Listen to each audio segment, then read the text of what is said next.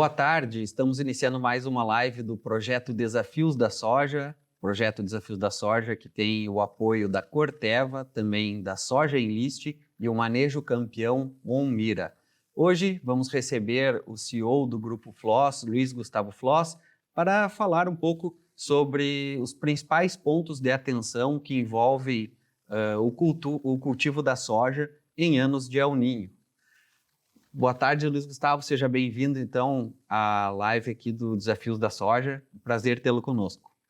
Boa tarde, Leonardo. Prazer estar com vocês, falando aí, sobre os grandes desafios que a gente tem com a cultura da soja, seja em anos normais, seja em anos de laninha, mas hoje, especialmente, falando no momento de El Niño, e estamos em pleno momento dessa cultura. Nós já estamos falando há um certo tempo desse El Niño, né? Desde que começou a semeadura da soja no Centro-Oeste, nas primeiras regiões que são semeadas no país. Agora aqui no Rio Grande do Sul também, né? O El Niño também complicando um pouco a cultura do trigo, né? Causando prejuízo na cultura do trigo, mas também causando prejuízos na semeadura da soja aqui no estado, que está bem atrasada, né, Luiz? Como você tem visto, então, o panorama da soja, o andamento da cultura da soja até o momento?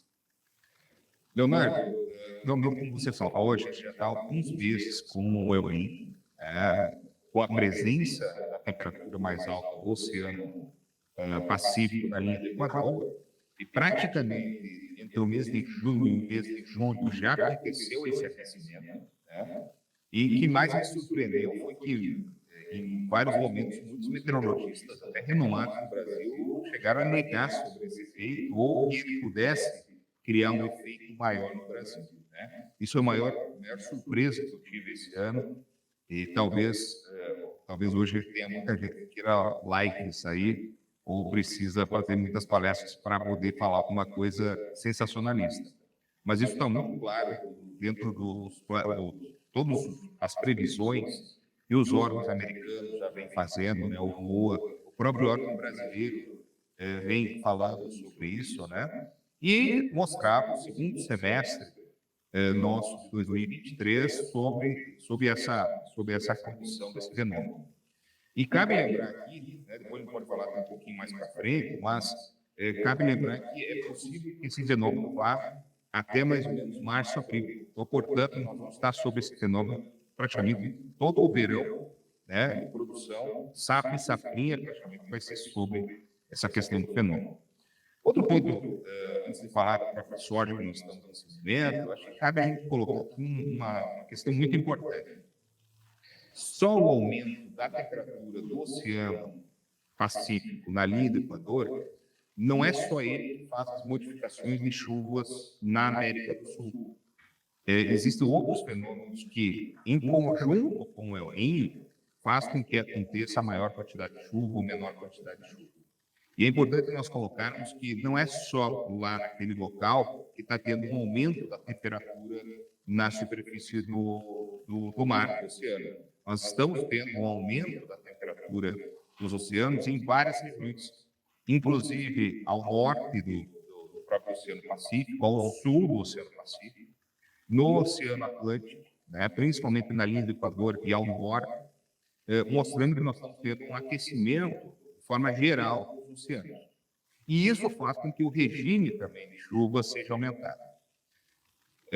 Como a gente está falando aqui com muita gente no Brasil inteiro, é importante saber que quando nós temos essa condição de El Niño, a tendência é ter chuvas em maior quantidade no sul do Brasil. Mas essas chuvas em maior quantidade também são corroboradas pela temperatura mais alta do Oceano Atlântico no litoral da região sul do Brasil. Porque a partir do momento que se tem essas zonas de convergências, a gente pode colocar aqui como um grande aspirador de chuvas para essas regiões. Então, é devido a esses dois fenômenos que nós estamos vendo aí, que nós estamos tendo uma grande quantidade de chuvas no sul do Brasil.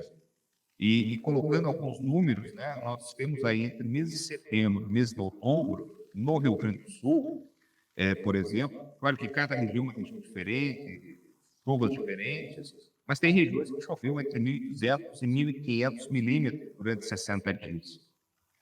São regiões que normalmente a quantidade de chuva normal no ano é entre 700 e 1.800.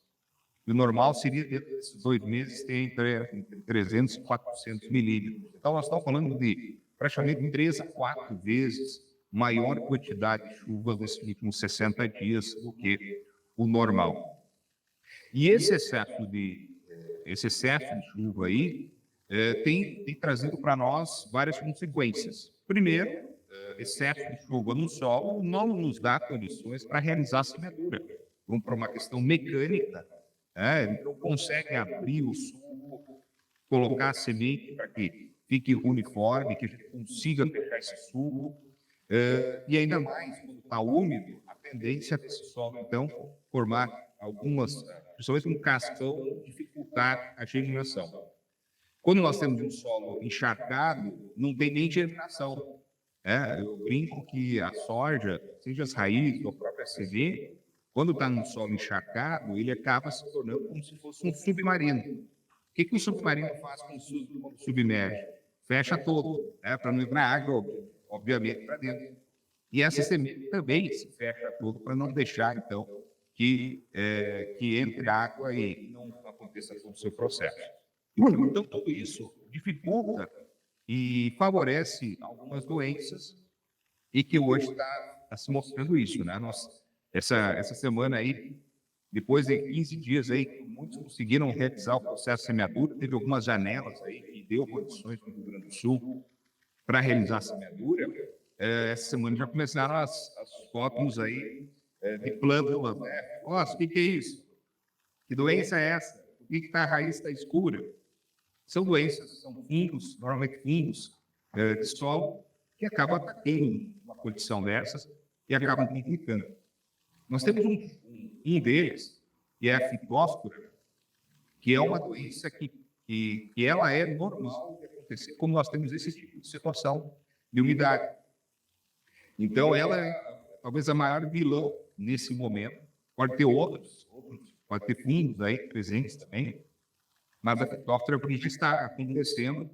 E quando a gente pega cultivares sensíveis, nós temos aí problema de diminuição da população de plantas. Então, nós estamos vendo nesse momento, né, várias regiões com esse excesso de chuva, com baixa uniformidade, falta de plantas, e isso com certeza vai ter um impacto depois em potencial produtivo, dependendo das condições de clima que for mais para frente.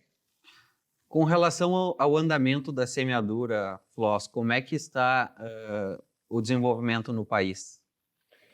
Bom, se nós olharmos aqui, hoje, dia 9 de novembro, né, nós deveríamos estar já praticamente fechado o estado do Mato Grosso do Sul, o Goiás mesmo, deveria estar fechando a sua semeadura. Né? O primeiro estado que inicia a semeadura no país, que teve esse ano até um fato extraordinário, ser liberado a semeadura dia 1º de setembro, que foi o Mato Grosso, hoje está em torno de 85% de semeaduras, segundo os dados do IMEA, do Instituto Mato Grossense de Estatística Agropecuária. Quando nós olhamos o Goiás, está mais atrasado, está bem mais atrasado. Né? Nós estamos falando de alguma coisa de 60% a 70% de semeadura. Mato Grosso do Sul está mais ou menos 70% a 80%. O Paraná, nós estamos falando também aproximadamente 70%, mas já com uma outra condição de chuvas, né? Existe um atraso no Nordeste brasileiro. Pegar aí principalmente Maranhão, Piauí e Bahia, são estados que, a partir da metade para final de outubro, é que tem disponibilidade também de realizar a semeadura. Está faltando chuvas, está muito desuniforme as chuvas nessas regiões. Então, aí está atrasado também. E quando nós pegamos o Rio Grande do Sul, nós estamos falando aí alguma coisa próxima a 15% de semeadura, 12%, talvez 15%. Tivemos aí praticamente semana passada uma janela, agora tivemos mais uma janela de semeadura, e tem muito produtor que tem uma capacidade de realizar o processo bem adequado. Então, eu acredito que deve estar o Rio Grande do Sul próximo a 15%. Isso é muito pouco, né, para essa época do ano, né? E nós já tivemos situações onde tudo foi adequado, né, condições adequadas de semeadura, não chegar nessa época com 70%, 80% semeado. Né? Agora, quando a gente compara com os últimos 2 anos, que foram muito secos, nós não tínhamos 15% também nessa época, nesses últimos 2 anos. Então, dá para se dizer o seguinte, que não existe ainda um atraso, eu não colocaria isso como um atraso ainda, mas quanto mais o tempo vai passando, a gente vai ficando mais próximo desse atraso e o potencial de produtividade de cada cultivar na sua época acaba diminuindo, obviamente, né? E aí nós começamos a correr risco de diminuição do potencial produtivo.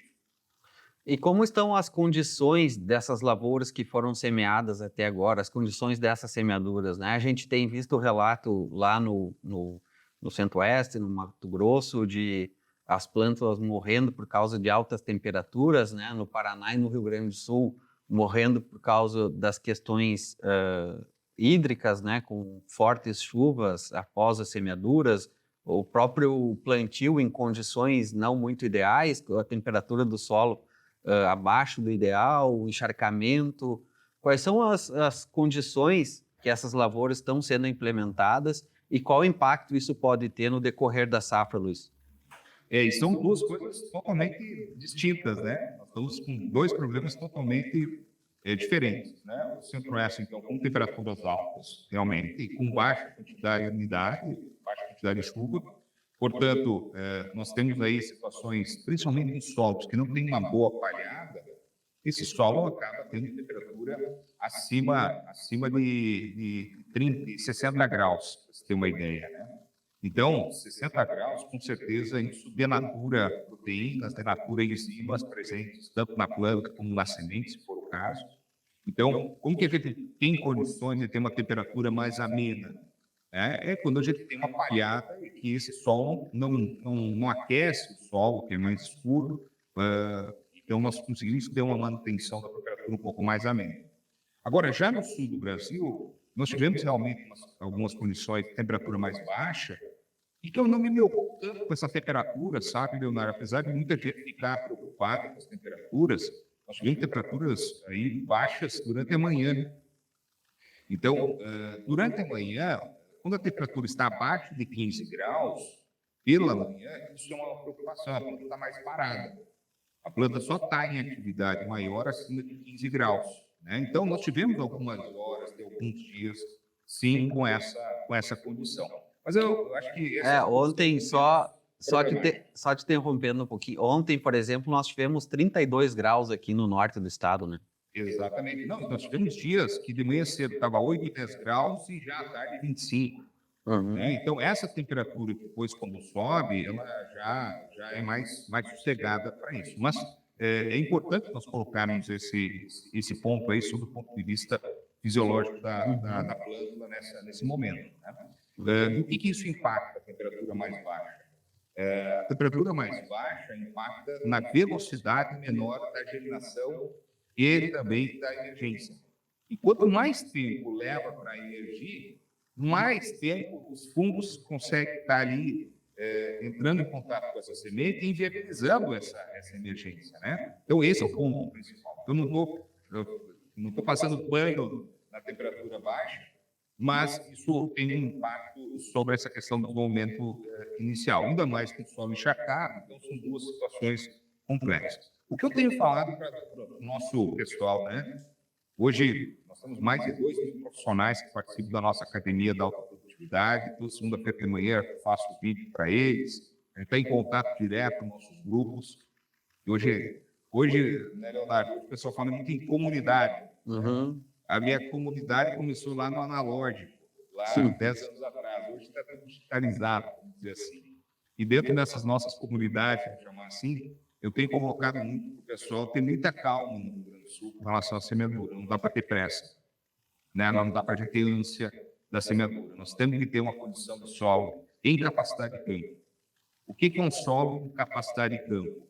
É aquele solo que a gente pega na mão do solo, não escorre água, e quando ele abre, ele não esgalha, não esfarela, e fica moldado. Né? Então, esse é o verdadeiro ponto para a gente fazer a semeadura. Então, se a gente pegar e escorrer água, está muito encharcado ainda. Né? Então, é melhor Ah, mas nós não estamos tendo janela para realizar a semeadura.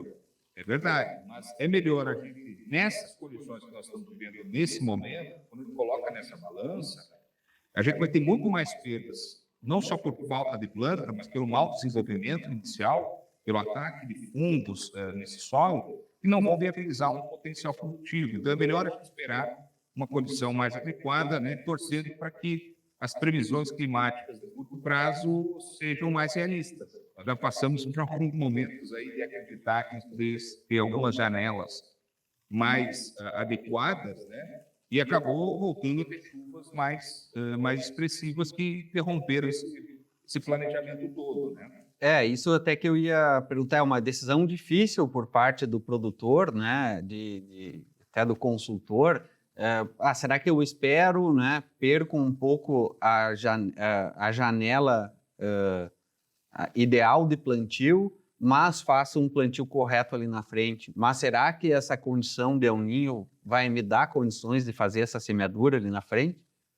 Leonardo, eu queria fazer esse cotejamento. Quando nós falamos lá da safra 19, 20, 21, que foram safras aí que nós tínhamos cultivares muito precoces, a maioria dos cultivares muito precoces, era até mais importante que a gente pudesse realizar essa semeadura mais cedo. Devido a esses 2 anos de seca gravíssimos que nós passamos no Rio Grande do Sul, o produtor viu que, se ele planta em dezembro, esses materiais mais tardios, o potencial produtivo é mais baixo do que poderia ter, obviamente, mas ainda pode gerar um potencial de produtividade e tem condições de ter um bom desenvolvimento.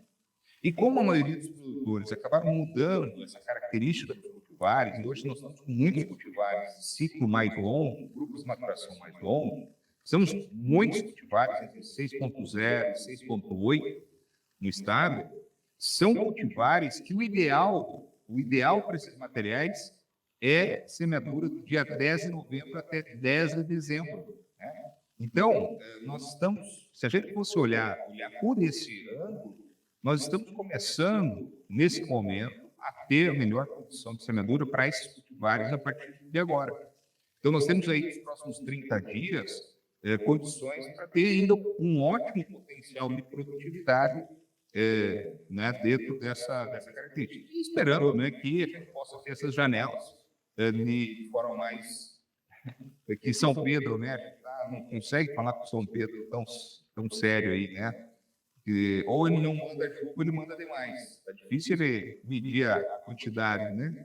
E como ele não tem essa certeza de chuva, realmente fica essa tomada de decisão é difícil. Mas o que eu tenho funcionado, melhor esperar, melhor ter uma melhor condição do que a gente está daqui a pouco tendo que replantar, né? Nós estamos com tão pouca janela e ainda tem que replantar uma área, vai ser um retrabalho e muitas áreas vão acontecer. Além do custo também, né, que tem esse replantio.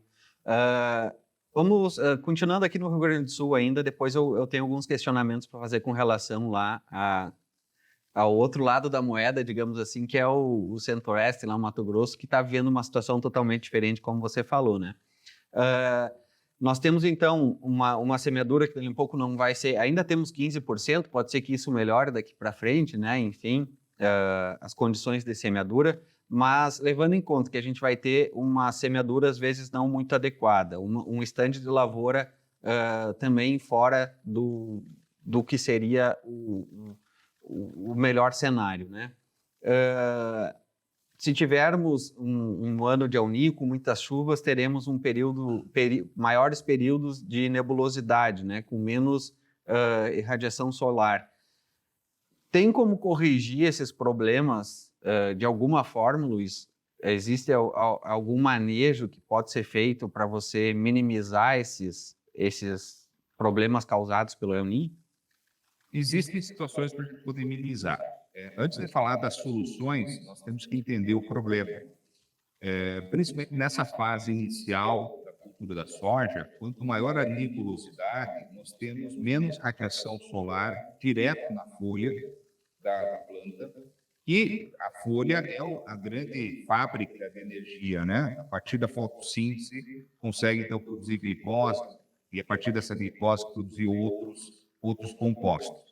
A partir do momento que essa energia não chega até essas folhas, ele pode dizer que, quando está nebuloso, é mais ou menos quando ele tem aquele dia que faltou luz e que está numa fase só. Ele não consegue ligar equipamento nenhum, tem um pouquinho de luz, mas não serve para nada. É mais ou menos o que acontece com as plantas em dia de nebulosidade. Então, são dias perdidos sobre o ponto de vista energético, né, da planta, mas nós temos um outro grave problema.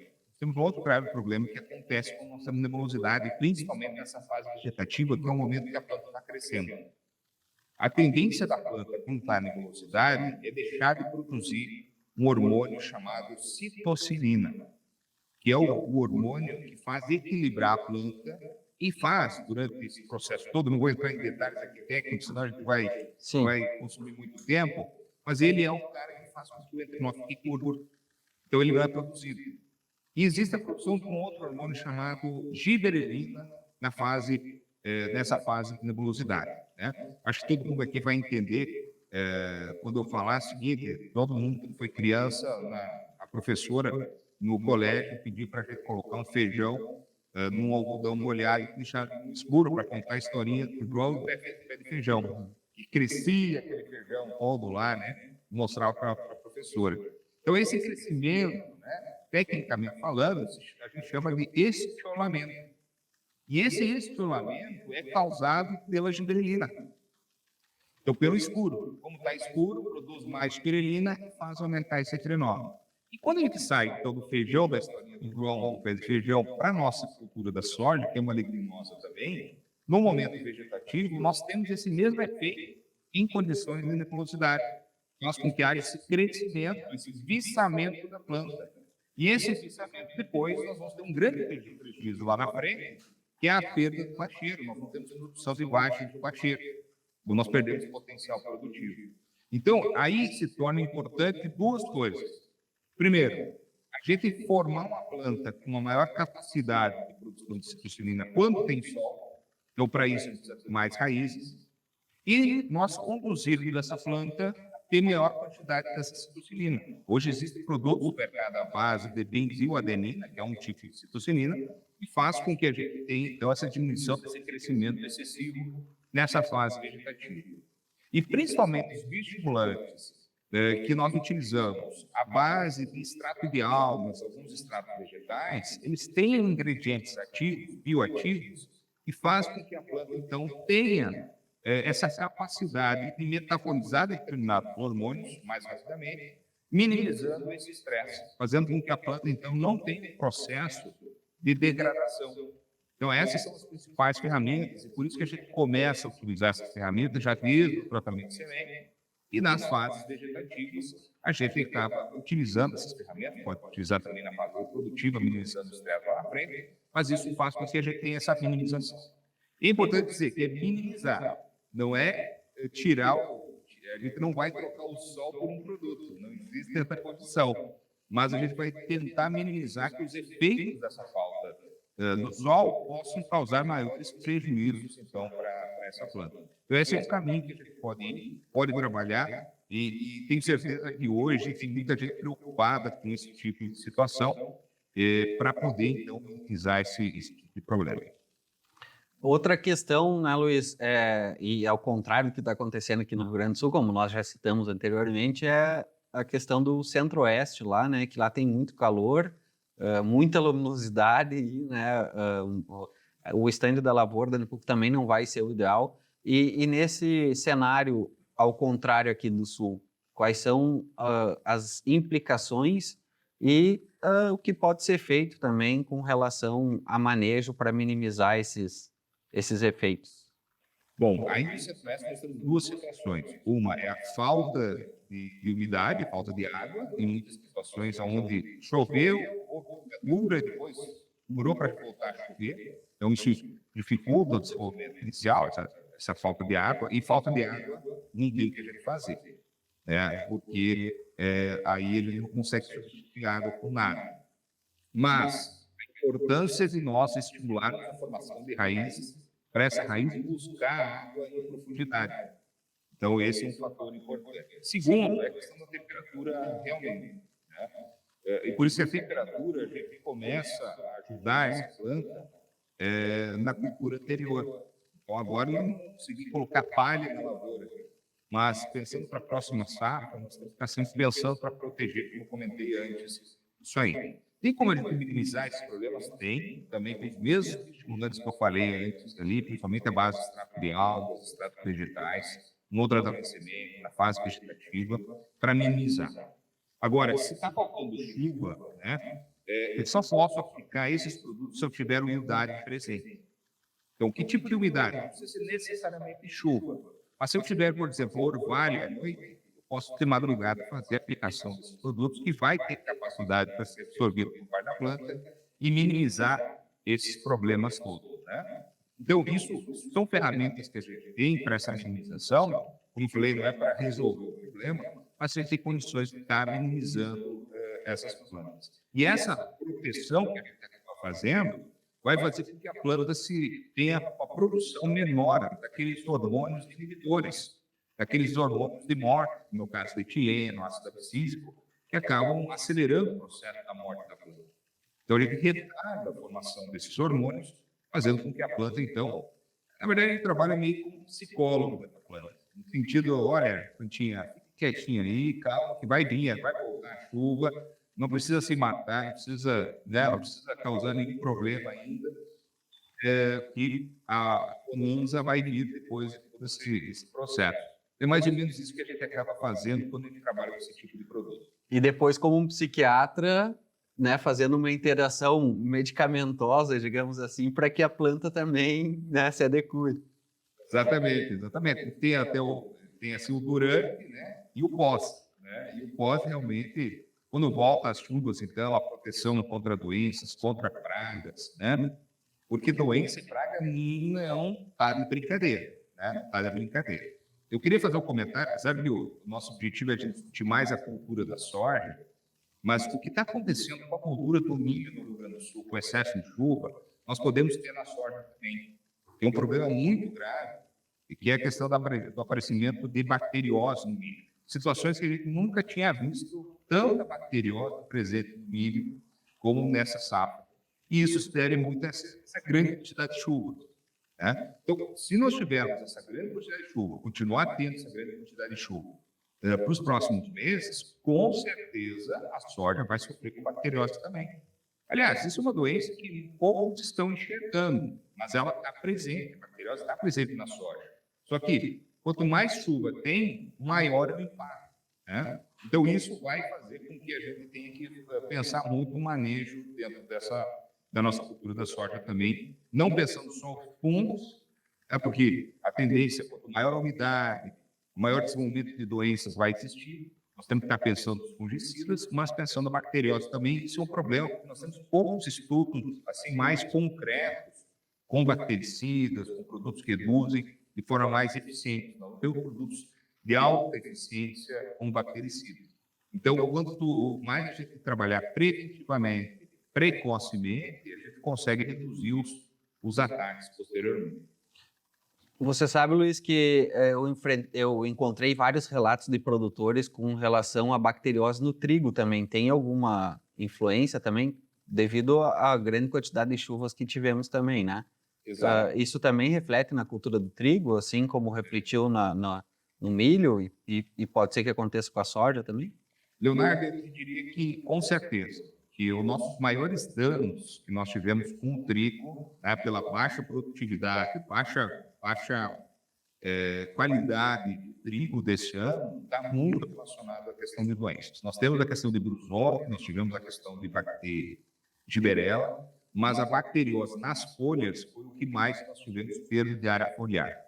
Então, quando eu volto para trás e olho, desde que hoje eu não tenho mais a minha estação experimental, mais o meu laboratório que eu estou tocando dia a dia, né?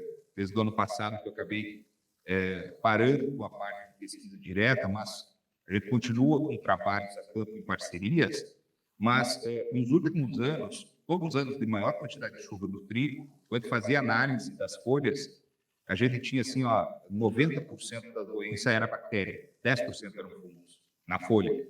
E esse ano foi o caso novamente disso. Então, isso é um grande problema. Não é a mesma bactéria que ataca o trigo, milho e a soja, não estou dizendo que vai passar para o outro, mas dentro, né, desse reino todo, as bactérias então, acabam tendo um grande prejuízo, causam um grande prejuízo. E é importante comentar um fator, assim, o pessoal acaba se surpreendendo como tanto problema em bacteriose, né? Até porque bactéria não tem a capacidade de infectar, não tem a capacidade de penetrar. Ela só penetra se tiver um local de abertura, algum dano. Só que quando a gente tem chuva forte, rasga a folha, vento, granizo, ou fungo que já fez com que acontecesse essa degradação da parede celular, a bactéria se aproveita e acaba entrando, né? Então, quando nós tivemos aí um problema, muitas regiões aí, faltou chuva ali no mês de julho, no trigo, deu problema de weed. O weed já criou a porta de entrada para a bactéria entrar depois. Fungos a partir de manchas foliares entrou por ali. E tudo aquilo que causa algum tipo de dano na folha acaba fazendo com que a bactéria, então, tenha essa entrada. Então, nós possivelmente vamos vivenciar aí uma situação de muita bacteriose no Rio Grande do Sul, sim, na cultura da soja, enquanto nós tivermos muitas chuvas, é uma situação muito distinta do que nós tivemos nesses últimos 2 anos. Luiz, agradeço muito a tua participação aqui na live do Desafios da Soja. Foi um prazer conversar com você. Esperamos aí que logo você possa retornar aqui trazendo informações um pouco melhores do que essas, né? Mas, enfim, fato é fato, a gente precisa noticiar, né? Então, logo aí estamos à disposição novamente para que você volte aí trazer mais informações sobre a cultura da soja aqui no país. Foi um prazer, Leonardo, com certeza é um prazer estar conversando. Faço as minhas palavras, as tuas aí, com certeza vai ser um prazer estar junto. E eu queria fazer um convite, Leonardo, a vocês, a todos que estão escutando aqui o Destaque Rural, já que nós estamos falando do efeito do El Niño na cultura da soja. Nessa próxima segunda-feira, eu vou estar fazendo um webinar às 19 horas no canal do YouTube da Academia da Alta Produtividade, que é do Nossos. Nós vamos estar falando sobre as bases das definições meteorológicas. Da onde vem esse El Niño? Da onde vem o Laninha? Por que chove? Por que não chove? Né? E eu vou trazer alguns dados que a gente fez um estudo mostrando qual é a probabilidade de ganho ou de perda com cada tipo de El Niño e Laninha. Fraco, médio, né? Em diferentes regiões, Bahia, Mato Grosso, Rio Grande do Sul. Então, eu faço um convite a todos para poder participar aí na próxima segunda-feira, dia 13 de novembro, às 19 horas, horário de Brasília, no nosso canal do YouTube. Vai ser um prazer depois também estar trazendo mais essas informações sobre esse tema. Uma boa tarde, então, e até a próxima. Boa tarde, tchau, tchau. Você que nos acompanhou, muito obrigado pela participação. Lembre de curtir a nossa transmissão, também compartilhá-la com outras pessoas para que essas informações possam repercutir, também chegar a outras pessoas que não puderam participar. Uma boa tarde e até a próxima.